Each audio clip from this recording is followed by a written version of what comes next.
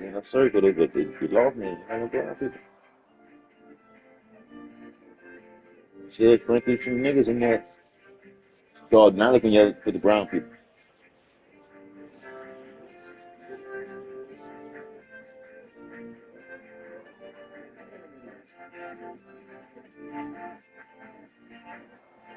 The brown people. Like brown people. Like brown people. Only brown people. One brown person. That's it. And a bright back there.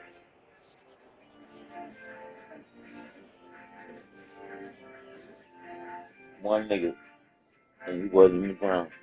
He was high yellow.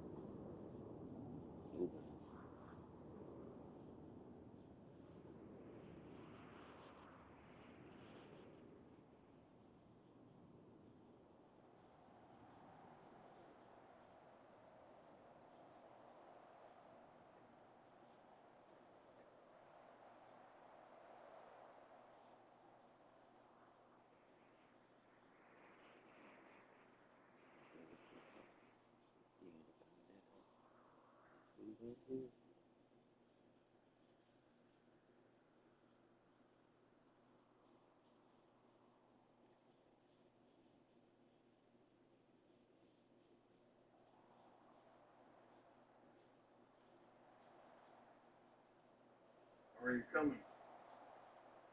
Good.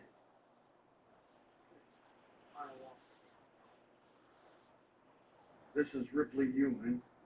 I've been moving in. Oh, hey. Nice to meet you. Wrong place. Thanks, yeah. I'm looking forward to it. He's all go full circle.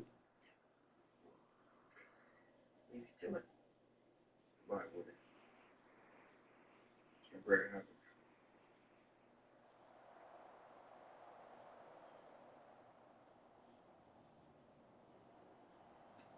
Good move. So she has brown. Brown is in there. That's the one nigga. And then the guy like he in the, like the store. He wanted to put shit together. I'll leave you to it. Talk. Sounds good.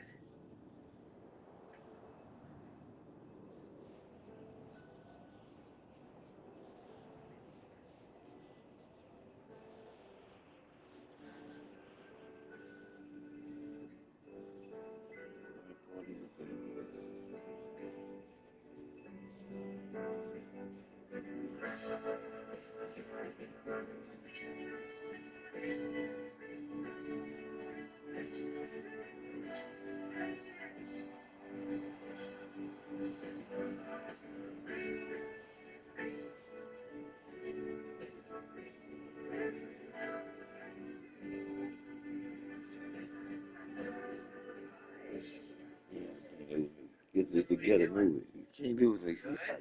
Yeah, I tried to. Yeah? Good. Today we're going to read Rutherford the Complacent Cat. It has been said that cats are curious. But Rutherford was not a curious cat.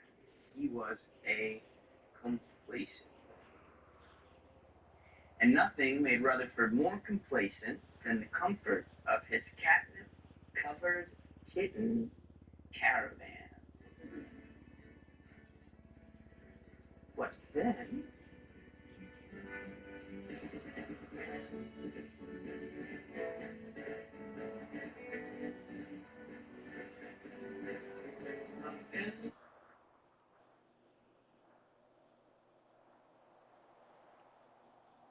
For the next couple of minutes,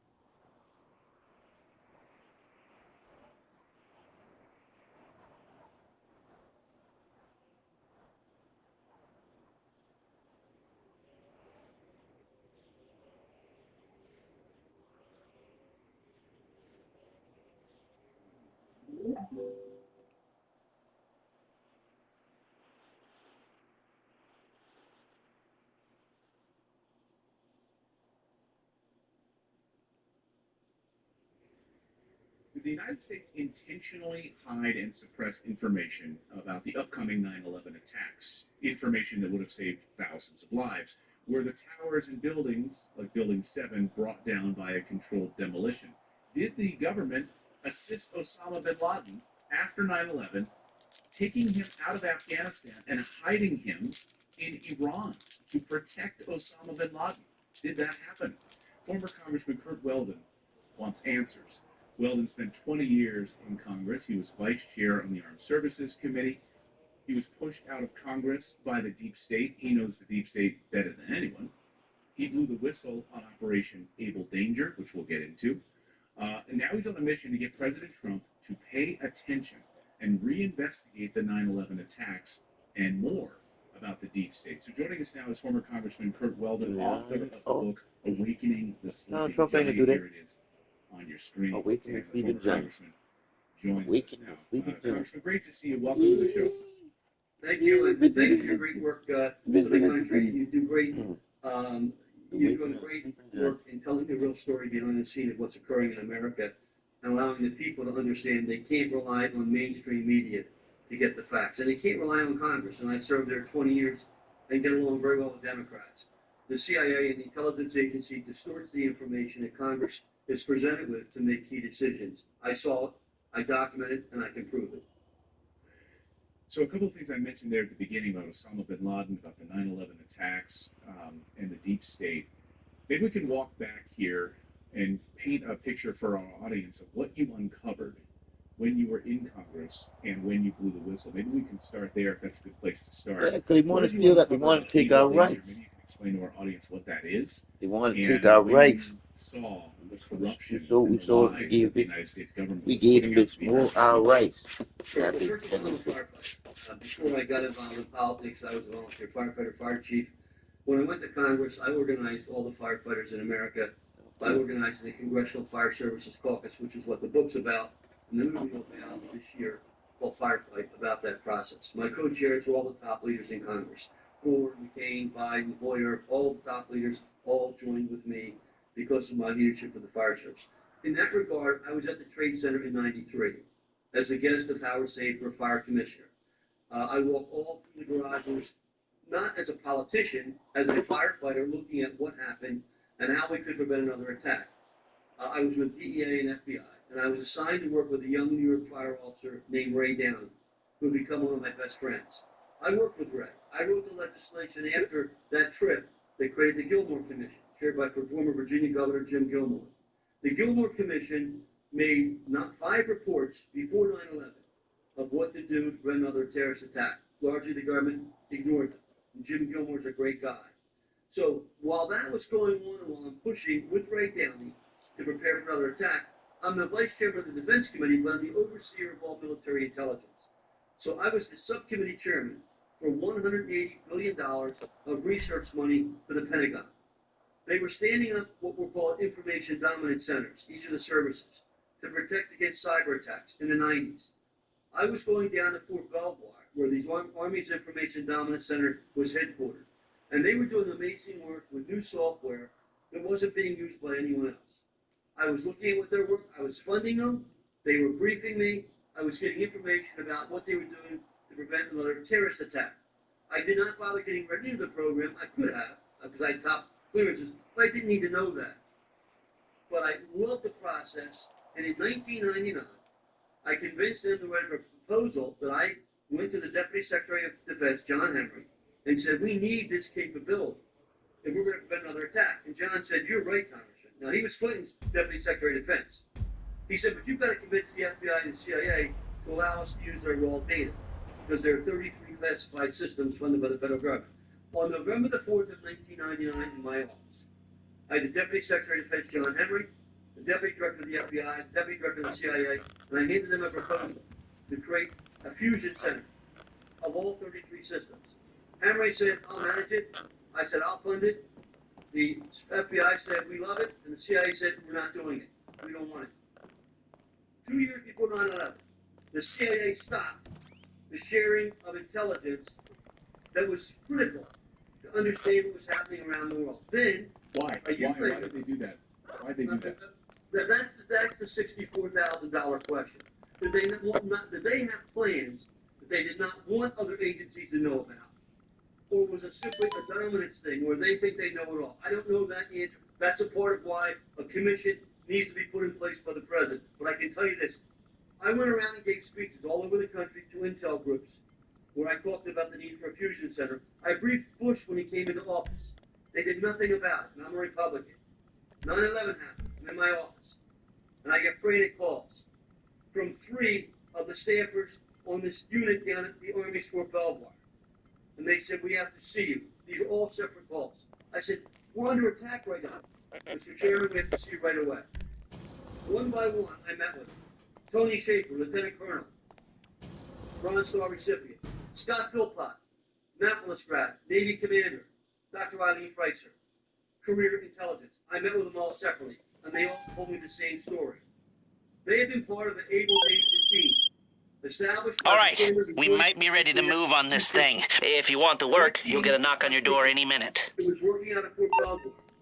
I was funding them, giving them whatever they needed. They loved me. They would do whatever I wanted. That's the group I used to present to Henry that we should establish this fusion center capability for. And they told me the story, and they rolled out the charts. The charts that I'll show you. They identified Muhammad Atta, every Al-Qaeda cell in the world by name and by face, 1 year before 9/11. I have the charts. I have the charts. All the names and the faces. They identified the 5 key cells. One was in Nairobi, Kenya. One was in all the places we had attacks. And one was in New York City with Muhammad Atta. 1 year before 9/11, the Able Danger team identified Muhammad Atta and several of the other terrorists in New York. They tried to transfer that information to the Justice Department 3 times. We had the names of the people that they contacted in Justice, and they were blocked. Why were they blocked? That's a good question. I will tell you right now, the 9/11 Commission is a cover-up. 100% guarantee you. Zelikow was the commission director. He led the cover-up, and he was appointed by the Republicans, even though he endorsed Kamala Harris in October publicly. The Democrats put Jamie Grelick on the commission. She was the attorney that Clinton appointed in the 90s that wrote the firewall memo that said you could not transfer military intelligence to civilian law enforcement. The 2 of them controlled the content of the commission. When Lieutenant Colonel Tony Schaefer, the Bronze Star recipient, member of the Able Danger team, came and told me they'd identified the information about pre-9/11 intelligence. Scott Philpott told me the same thing. Eileen Pricer the same thing. Eric Kleinsmith the same thing. Our military unit, Able Danger, did the job. And I wrote the manuscript. My lawyer said if you publish it in 2006 when I ended my career, they said to me they'll kill you. What they've done to my family to get me out, I said I'm not going to risk that. They ruined my daughter's life, and what they did led to my son's death. Now I'm a patriot, but I'm not stupid. So I waited. Now I'm talking. And they're not going to shut me up unless they kill me. If they kill me, the story's already out now. I'm going to tell more of it on shows like yours because you want the truth and you want to hear what the mainstream media will not touch. So, Able Danger, we had all of it. We had all of the details. Yep. After you learned, on that day, you learned about it. Did you know about Able Danger before that? Those phone calls with Tony Schaefer and others. As the chairman of the Oversight Committee for All Military Research Funding, I was funding their programs. That meant I had oversight, and they would come to me for funding, and I would support them. I was intrigued by what they were doing because I had been at the Trade Center in '93, where the firefighters told me we need this capability. Ray Downey. Ray Downey was the chief of all rescue in 9/11. He was vaporized. I brought his widow and 5 kids down to my district 1 month after 9/11. Honor Ray as an American hero. Ray Downey should not have died. 343 firefighters should not have. That's why I wear this jacket when I go on TV. This jacket was given to me by Ray Downey.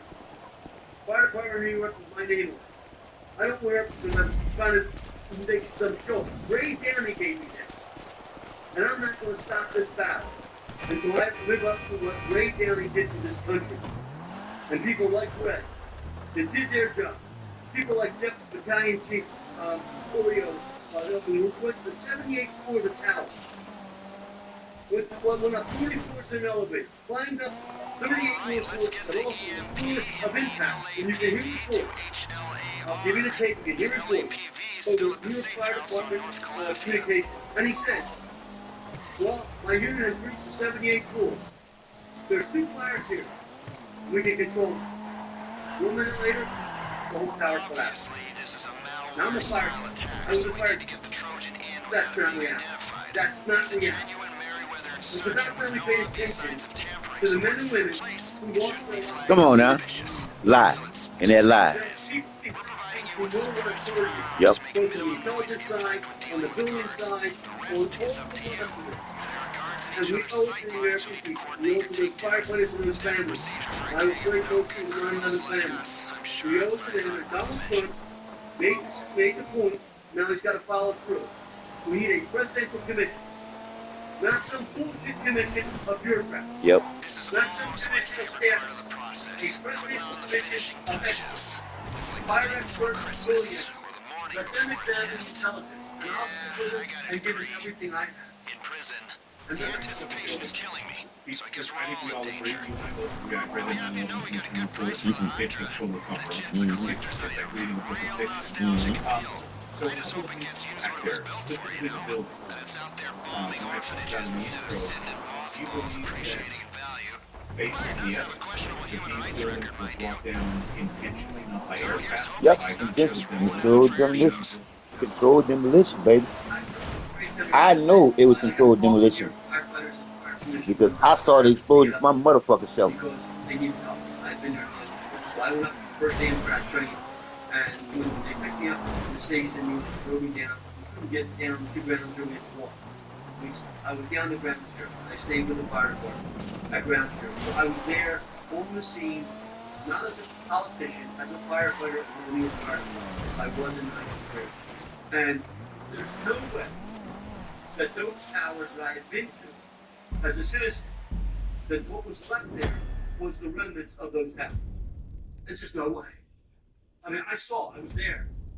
The building 7, there's no way that building came down without being hit by a plane. How that happened? I mean, I saw all the reports. I have heard the statements. I've heard the language of the firefighters who were in the buildings hearing explosions. Come on now. You would hear explosions. And they gonna say it was no explosion. And they gonna say it was no explosion. My old station, Fox News, of course, these videos have now been suppressed. Yep. Thanks to X, they've been resurfaced over the past few years. But you had one of my colleagues was standing there as a Fox News reporter, speaking with the firefighters and talking about the explosions. Yep. That were happening on the ground. Yep. Many of the firefighters, in fact, I went up last July and spent 2 hours with Chief John Esposito in New York, a good friend of mine, great guy, and I gave him the unpublished manuscript for Able Danger, and I signed it in honor of Ray Downey. I said, John, you're getting the first draft manuscript. I haven't printed it yet, but I want this for your fire department so that you have the historical record of what happened that could have prevented the loss of those 343 firefighters. Yep. And all those others who died Yep. as a result of 9/11. Yep. Because he evacuated the building. They could evacuate the building before the demolition of that building. All those innocent people who died there. All them innocent and people. we just kind of cavalierly let it go by. Just let it go by. And it's outrageous. And let me give you one more point that you need to understand about the intelligence. When Tony Shaffer met with, after 9/11, Tony Shaffer, who had been a part of Able Danger, went back to his unit deployed in Afghanistan as spies. That was his job, and you learned it. So Bill Cal, the 9/11 Commission, went through Kabul to ask if anyone had heard anything about 9/11, so the 9/11 Commission would look at it. So Tony got Hi, what do you need? So in Kabul, No trouble at all. Tony met Zelikow. They traded business cards. And Zelikow said to him, "We need to meet when you get back in the States." When Tony came back to the U.S., his office was locked. All of his records were sealed. They took away his security clearance. They tried to destroy his career. I defended him. I did a 1-hour special order on the House floor that you can Google, it's public, where I said this is worse than Watergate. What they're doing to Tony Schaefer, they're telling the truth. Tony then was into the reserves, not the active duty. He decides to write his book called Dark Heart, his memoirs as a spy. So as is customary and protocol, he asks his commanding officer to review the book. When the commanding officer reviews the book, he gives it okay. Tony's publisher publishes the book Dark Heart. And then, the deep state finds out. They issue a cease and desist order. Stop printing the book. Too late. So, our government, using taxpayer money, bought 100,000 first edition copies and destroyed them. Then, under oath, then they gave Tony the right to publish a redacted version. So I have Tony on a little podcast I do last October at 9/11 anniversary. I said, Tony, you have the redacted version and the original version. What was the difference? What was so sensitive that our government wanted you to redact? But no, why trying to prevent you from telling? It was some state secret. He said, no. They didn't want Zelikow's name mentioned in the records. Now, Zelikow's name, as the state of America 9/11 is not a state secret.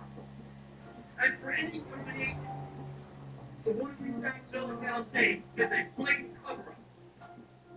That's what they did. Now, it gets for a cover-up. Okay, I'll let you go. I have a lot of questions. So you gotta buy this book. You gotta buy this book.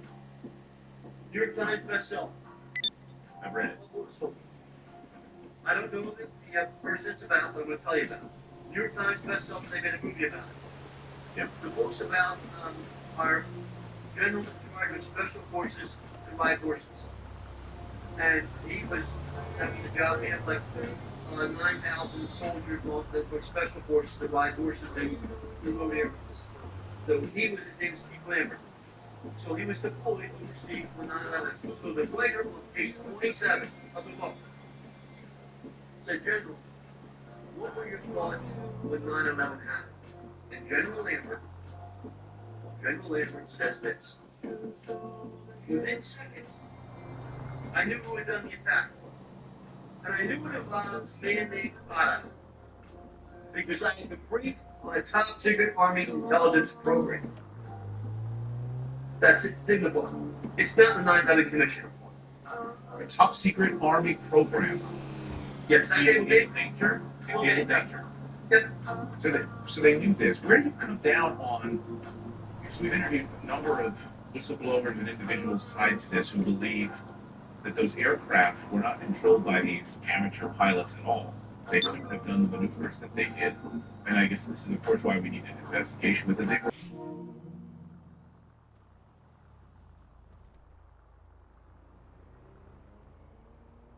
involved. Well, I believe the CIA was covering up an operation in order to thrust us into these forever wars and the Patriot Act and everything else. one of the pilots in one of the planes that was taken over was from my district, Michael Horrocks. He went to Westchester, the same university I went to. When he was killed in the attack, I met his widow and his kids, and I actually funded a playground. I raised the money at a third elementary school. Because Michael died in the World Trade Center. It was a personal thing for me. But I'm going to tell you what happened, and this happened with America. America is so consumed by the spin put out by the deep state, and they control the spin. You know that. I know. Right. Right. They make the spin. The spin was about getting Al Qaeda, focusing on the war, sending the troops over, getting Bin Laden. We forgot about what about the investigation of what really happened here? Only when I was forced by my firefighter friends to look at the film. One is called Bravo 7, where you see Building 7 come down on its own. There's no fire there, just collapsed. Now, Donald Trump has stated that publicly as a bullying person. He knew that. What I'm saying to you is, I have like their games where they can label me some kind of wacko conspiracy theorist. That's what they want, and they're the conspiracy. They divide the conspiracy. We need to convene a top secret panel of experts by the president to bring out the investigation. He's neutralized the people that were involved in overseeing it this time. Those 51 people were all in power doing this time. The 51 people who then put their names on Yep. the drive and laptop story as Yep. being Absolutely. Russian. Yes. The same people that put me out of office. The same people. Yep. But now we have an opportunity. We're not going to have it again. Now, two of my friends that work for the CIA died mysteriously. One of them was threatened by a man who was one of the 3 people under consideration to head the CIA under Obama. My friend from Florida who worked for the CIA his whole career was called by this man, and I have all the details, and he said to him, "Why are you helping Kurt Weldon?" And my friend from the CIA said, "Because Kurt Weldon's a hero." And the man slammed the phone down. I'm telling you right now, now is the time for America to stand together. As Donald, and I don't know Donald Trump, never met the man, but I know what he's doing. And he's the only one that has the guts, determination, the willpower, and doesn't need the money. And look, I grew up with Joe Biden. He grew up in neighboring towns. He drove 3 hours to come to my son's funeral, like president. And I stood in line for an hour. I worked with Joe all during my time in government. My son that died was actually Biden's classmate at Archmere Academy. But there's an inherent problem. In my view right now, this whole thing that just occurred with Ukraine, Zelensky didn't go in there that way on his own. No. That didn't happen on his own. He was totally briefed in advance of that meeting. Anyone who didn't see that doesn't understand what's going on with him. Victoria Nuland, Susan Rice. Absolute. Well, it's more than that. It's an absolute. There's a cabal of people there that think they have better logic, better intelligence, and they can do what they want and get away with it. Well, now the Trump's in power. If it's the last thing I do, I'm telling the story. And believe me, there are stories that I know about not just the 9/11, the whole Russia thing. No one had more delegations in Russia than I did. I was a co-chairman of Duma Congress studying lawyer, and I was co-chair of the Rada Congress in Ukraine with Marcy Kaplan. All of us got along back in that time. The Duma, the Rada, the Congress, we met. This war was contrived by the U.S. Not by the U.S. people, by the U.S. And now millions of people are suffering. It's the same thing with Gaddafi. I led the first delegation to meet Gaddafi. I took Biden on my second trip to Libya to meet Gaddafi. I spoke to the entire country there. When the war started, Gaddafi had his son, who was in the U.S., reach out to 2 people. One of Bush's former staffers and one of Biden's former staffers, Brian Adams and Steve Payne, and they contacted me. They said, "Gaddafi wants you to come to Libya." I said, "I'm not in Congress anymore. He trusts you." I never asked Gaddafi for anything. So I told my staffer that he used to work for me, I said, "I'm going to go to Libya. I don't want any money for it. I'm going to see what he wants." I took my staffer with me. I took Bush's staffer with me. And I took a film crew from ABC New York, Larry Menti. Larry Menti's ABC One. Because I know the CIA was trying to set me up. We flew into Tunis. We went down through Tbilisi by car into the capital. Where you were, Tripoli. The hotel was in had been bombed out. I hand carried the letter back from Gaddafi offering to step down. The letter was addressed to Hillary Clinton and Obama. He offered to step down. We didn't win. This is part 1 of You Done Awoken the Sleeping Giant. Once again, this is part 1 of the awakening of the sleeping giant. And that sleeping giant is common sense coming back in the front of everything. I'm Mr. Glasses, 48. Truth makes sense with true change. Because once you go back to using common sense, shit will change. That's if you have common sense.